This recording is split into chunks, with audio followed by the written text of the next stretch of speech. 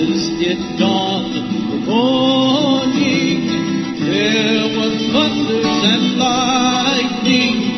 A thick cloud settled on the mountain. The people trembled as they heard the voice of Elohim's own words. The sound of a ram's horn blasting. You shall be a kingdom of priests. You shall be a holy nation. Shalom Aleichem Mishpachah. It's Todd Hammer here from Paradigm Shift, and thank you so much for joining us again today. And as always, we want to give all glory, thanksgiving, honor, and praise, and riches, and everything else that we have in of ourselves, our minds, bodies, and souls, to our Father of our forefathers, Yahweh, Yahuwah Elohim, who sits in the heaven of heavens with our King, Yeshua HaMashiach, sitting at his right hand, waiting for his enemies to be made his footstool by his people returning in Teshuvah in the one heart of Torah Messiah. Shema Yisrael, Yahuwah Eloheinu, Yahuwah Echad. Baruch Shem Kevod Melchuto Leolam Ba'ed. What that says is, hear, O Israel, that Yahweh is our Elohim, that Yahweh is one, and blessed is the name of his kingdom forever and ever. And this is what we constantly are trying to talk about on Paradigm Shift, is that this world is being drawn into two different camps, and we have to choose which camp we want to be a part of. The struggles ahead of us are going to be deep and thick as a people. And are we going to come together? And what's it going to take for us to leave our slothfulness and our laziness behind, where we don't want to care for each other and we don't want to persevere with each other? What's it going to take? Because that's how deep and far we're going to have to go together as a people, till he gets every last straggler who wants to sit there and point fingers and blame others for everything that's going on around them. Yeah, it's the ending of the division of the spirit of fear in us all, Mishpachah. And, if we can't live together, there's no way we're going to come together in any sort of camp down the road. And, and it seems to us the main key of living together is not living in pretense or any sort of, or things being left undone between one another. Because what we see happens is that our hearts become consternated, they become hardened, and we just coexist with one another rather than addressing the issues that we have out of our hearts, how we see our paradigm of life through. Of course, that's where they'd like you to stay. Mm-hmm. This is why we talk about breaking your programming, breaking our programming. They want us to stay with problems between each other and always moving to the next person, always moving to the next community, the next congregation, never being able to stay in one place and work things out. Because those guys don't have it right for whatever reason, I used to hammer the NWO, the New World Order, that it almost, and I can look back on it and see in my spirit that it was out of my own need of fear of trying to save myself and attempting to save others in the flesh as well. And it is a key understanding, but it's not the end all. It's only one facet of a multifaceted, infinite faceted Father, Abba, in the heaven of heavens, that his thoughts are so much higher than ours. He's always attempting to refine our hearts so we can let go of our ideas of any particular aspect of the enemy, that it could be done in that could be absolute truth, like something on GMOs, GMO foods. That's a real good thing, like to identify like the New World Order or the vaccines or the educational system or the weather manipulation or the spiritual portals that they're opening in this and that and the other. But you get focused on any one particular aspect, then you're focused on the disease rather than the root or the cause of the consternation. You're focused on, if you let that divide you, then you have focused on the wrong part of the programming.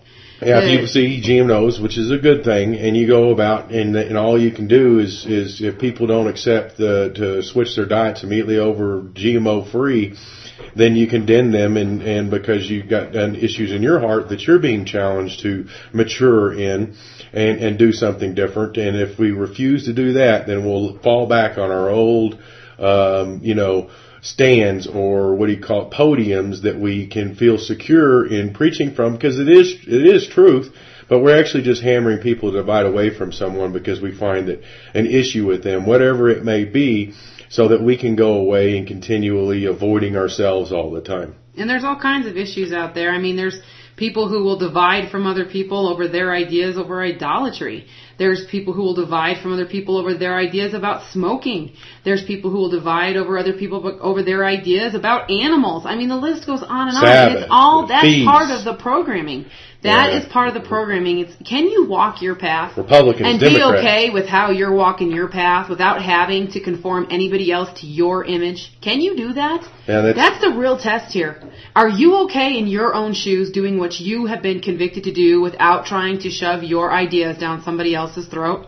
Are you? I mean, that's something we should be asking ourselves all the time, especially when we don't like what other people are doing, or we don't like how other congregations are being run, or we don't like what somebody said, or on and on down the list. Let's find out, are we okay in our own shoes? Because we're going to have to find ways to be okay in order to make it through this as a people. He's going to force us to be stripped of everything that we have so that we will only cling to each other. And you know, we didn't realize this, but when we visited Hebrew Nation this past weekend, we were giving a shout out to a prison in Sheraton. We're unfamiliar with all the area and everything, so we weren't sure. We didn't know what we were doing, but now we understand. Yeah, right. And now we understand that we were giving a shout out to some inmates in Sheridan who listened to us, and you know, we want to say a better one today. Hallelujah. Shalom. Shalom, guys. Great. We know who you are now. After the service there, we were kind of explained what was going on. Which is great. It's okay. You know, we're trying to move and flow with all of that. But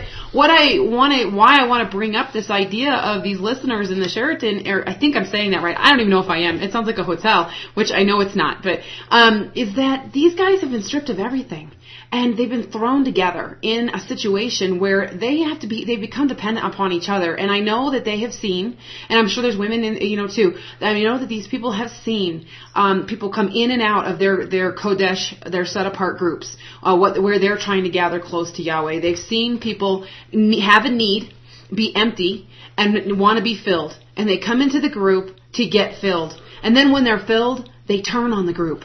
They turn on each other, and then their hatred begins to come out again because their hearts are undisciplined, and they don't want to submit to that discipline of changing the way, to taking every thought captive. The mind is the battleground. What we think is going to rule. What our conviction serves our king. What we're convicted in, and so we know that that's what's going on right there. And my whole point of saying this is that what's happening in those prisons are a microcosm of what's about to happen on this earth as we have to face the captivity we're going to be put into, because nobody wants to get over themselves, because nobody wants to figure out how to come together and work things out. This whole idea of the art of confrontation and being able to speak things with each other and still come out on the other end in love, that is going to be settled.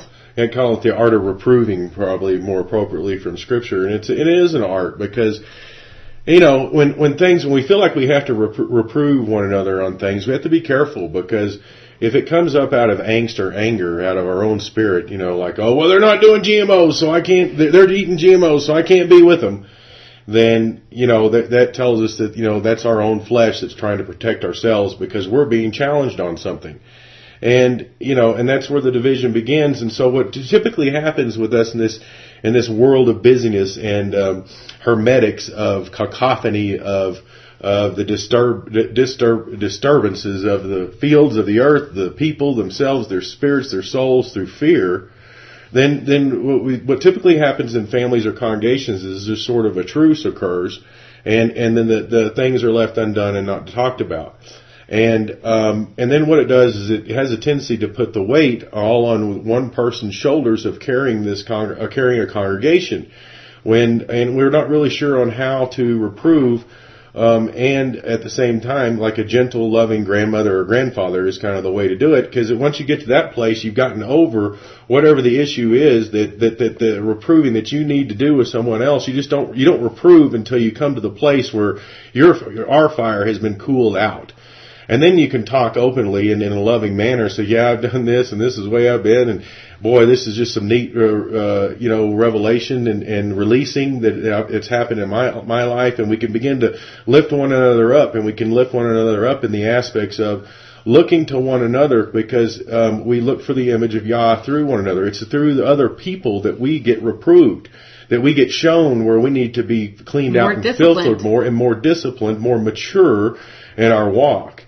And that's not an easy thing to obtain when you get a group of folks together. And, like I said, and then we have leaders, and I used to do this in the sense of I take the whole weight of paradigm shift or the idea of my family and where it's headed in this type of world and the destruction, the judgment that's coming down on this earth.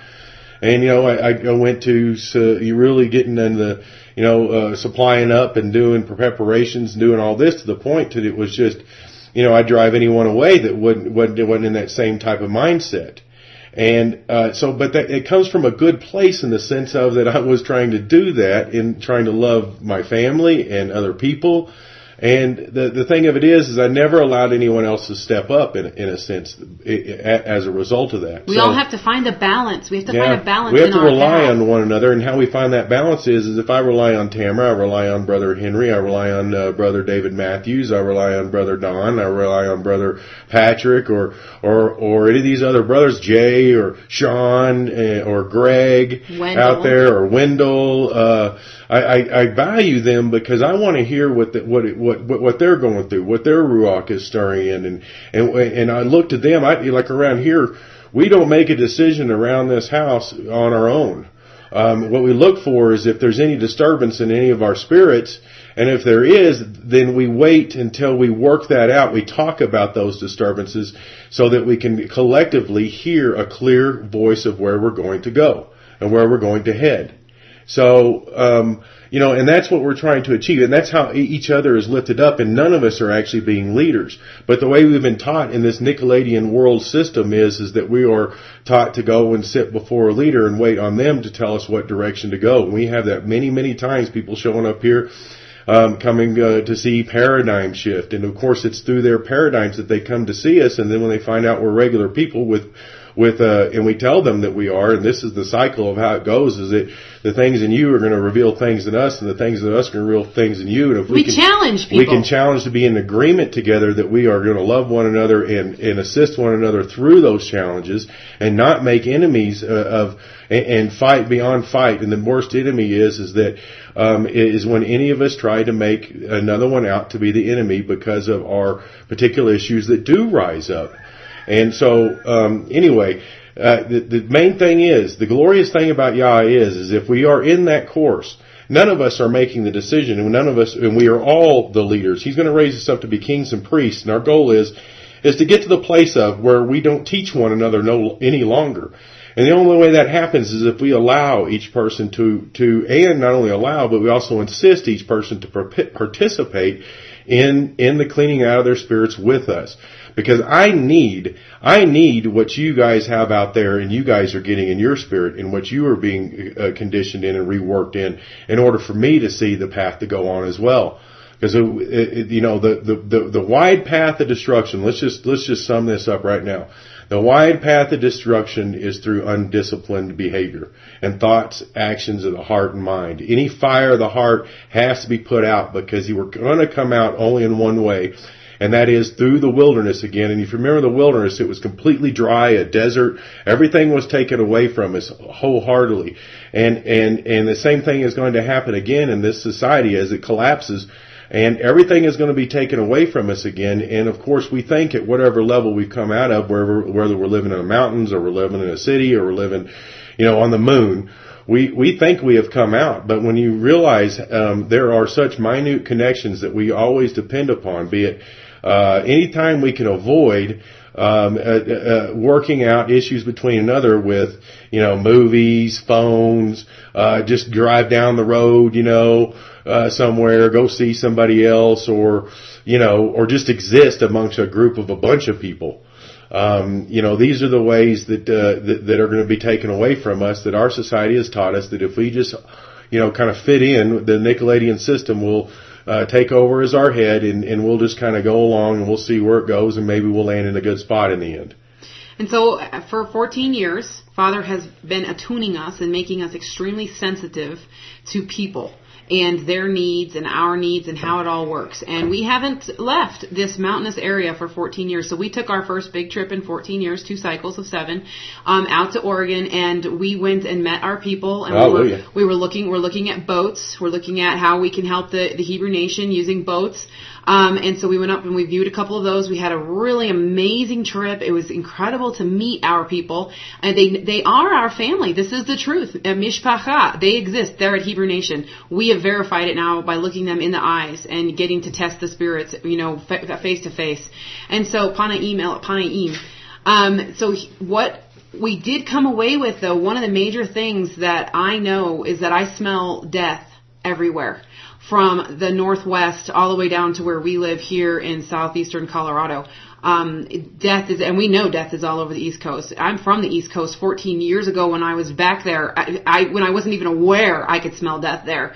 And so death is everywhere, and it's not going to matter as much where we think we should be as much as long as we're in His will, because this thing is coming upon the whole world. And we have some really wonderful listeners who talk about preparing to go into captivity, and that's the truth of it. And that's where all of our hearts seem to be, is humble and submitted. We submit one to another in that love. And what I would add to that is what we got out of our trip up there is just wonderful uplifting and encouragement. It was really good to hear the words of our brothers and sisters, to be thankful that we had something to bring and we weren't of those that we get more of than not.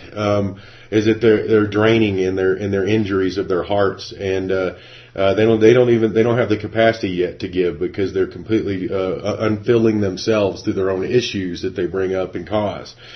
So it was wonderful to be refreshing to our mishpachah up there in that manner. It was likewise in ours. It was very easy and relaxed to be around our mishpachah, and that's absolutely wonderful. And then on our trip, looking at boats and stuff, which he had us wholeheartedly on, he's just teaching us further and further of how to walk things out. We can get ideas about where we think he should have us be, and we have to be very ready. The way he's teaching us to walk in his times and seasons to be able to navigate across this earth is in shalom. So that if no rushing panic on anything, and any idea that we get in our heads, even like something about like a boat, we've been thinking that in our ruach that he wants us to prepare to have a boat or a ship, more than likely. We got the understanding of think bigger, always think bigger. But what I'm getting at, Mishpachah, that was after stepping on a 90-foot boat that we went to look at for a small group of our people, in the heart and the willingness to come back and forth to haul more of our people to the destinations that they feel led to go. And stepping along on that 90-foot boat is where we heard resoundingly in our heads, think bigger. So we are thinking bigger than that. But think bigger isn't just in relation to boats. It's in relation to our people. It's in relation to who we are as a family, as a mishpacha. That's what think bigger is, because each one of us has amazing gifts and talents, and we need to give place to each one of us and to their talents, and encourage their talents to come forward, and challenge them to bring their talents forward, even in uncomfortable situations. And that is something that we appreciate in life, is challenges. We've never been ones to scurry from a challenge or turn from a challenge. We really like to look one in the eye, even if, like you've heard us say many times, even if it makes us sick and we have to go feel like we're going to throw up for a little while, we prefer to face it than to run from it. It always produces a good fruit from that. And each time you do that, the fear goes away a little more, because you realize your connection as far as what you believe about your self-worth, our self-worth, is not involved with what other people are doing, and it needs to be properly placed on Yah. That's why it's a wilderness experience where there's no one or anything else to depend upon other than just Yah himself. And only those who are going to be willing to let go of their paradigms in any shape, form, or fashion about who we are, what we believe we are to be doing for him, and where we're to be going. Which was the coolest thing about leaving this mountain in 14 years, was we went with that attitude into Oregon and Washington. We knew boats and Hebrew Nation. We knew that those were the two things we were setting out to go and experience, and from there was no agenda. There was no time clock. And he took us on such a neat ride through those states. It was incredible. It was exciting. It was enlivening and exhilarating. Grateful. Oh, it was. It was in shalom, and that's the key of it, is that if we make sure that things are cleaned out amongst our groups, no matter what it is, and there's no just, living together, then we know the group's in shalom, and you can hear it more peaceably. We went with Brother Henry and Eva, and we traveled around and on a time schedule that just had us crashing out and snoring the rafters off. Oh, if we could have stayed up all night, we would have. Yeah. If we could have stayed up, but he gave us the energy to do that, and we had the strength to keep our peace throughout all of it. And it was actually really easy. And it's because of the heart work that we've done with our blessed people that have come here and are still struggling, challenged us. And still go away because they just don't want to really get down to the root problems of things. They can only handle so much at one time. The bad thing about that is, Mishpachah, is that when this thing goes down and everything is stripped away, those that have not really gotten to know themselves in their heart and understand what really drives them, it's going to be the hardest for all those. Anyone who's been unaware of the rulers of this world and who actually rules the nations of the world, in all its various facets and images and idols. It all relates back to the fallen ones and Satan and getting the DNA right and getting it harmonized correctly through GMOs and changes in the gene lines, through vaccines and chemicals in our environment. Radio frequencies, also ideas, the words, the things they promote through movies in our churches and our synagogues and our Buddhist temples and our whatever other things out there, the Islamist temples. They are all the satanic cabal of Satan on this earth, and they are bloodlines that go through the Merovingian kings who sit in the House of Windsor today. The Holy Grail, Mishpachah, is the bloodline, the supreme bloodline on the earth that best holds the corrupted DNA of the Canaanite bloodline. And that's what their entire religion is based upon. And just to give you an example of this, we did get to see a video when we got back on the One World Tower. And they built that One World Tower. They put a Muslim minaret on the top of it. Obama signed one of the steel beams at the top. With three, we remember, we rebuild, we'll be stronger. The 3 W's, 3 6's, 666. 666.